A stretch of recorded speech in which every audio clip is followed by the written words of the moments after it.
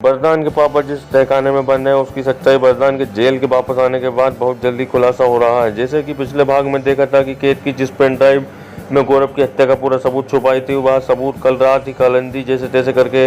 अपने पास ला चुकी है। इसलिए आज जब केतकी के हाथ पकड़कर उस थाने में पहुंचती है तो वहां पर इंस्पेक्टर से कहने लगी थी कि इंस्पेक्टर साहब आप बरदान जी को रिहा कर दीजिए। हालांकि वहां पर इंस्पेक्टर भी केतकी को बोलने लगा था कि मैडम आपके पूरे परिवार को एक एक करके रोने पड़ते हैं, क्या आप कहेंगे और इसे हम छोड़ देंगे,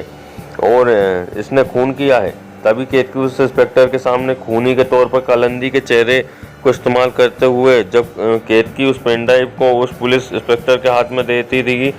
तो जिसके कुछ देर बाद जब इंस्पेक्टर उस पेन ड्राइव को अपने लैपटॉप में लगाकर चेक किया था तो वो पेन ड्राइव पूरी तरह से खाली पड़ी थी। तो वहीं अब जो इंस्पेक्टर केतकी को कहने लगा था कि मैडम आप सबके बहुत बढ़िया मजाक कर लेते हैं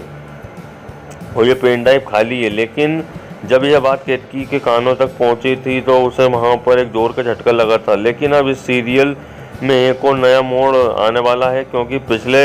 कई महीनों से जो बरदान की मां ने बरदान के पापा को कालकोटे में कैद करके रखा है उसकी सच्चाई बहुत जल्द से बरदान के सामने आने वाली है। इसलिए आज वो बाबा दादी के सामने आकर बता रहे हैं कि 15 सावन पहले तूने जो कुछ खो दिया था अब वो तुझे ढूंढते हुए वापस आ रहा है। लेकिन आगे के अपडेट के लिए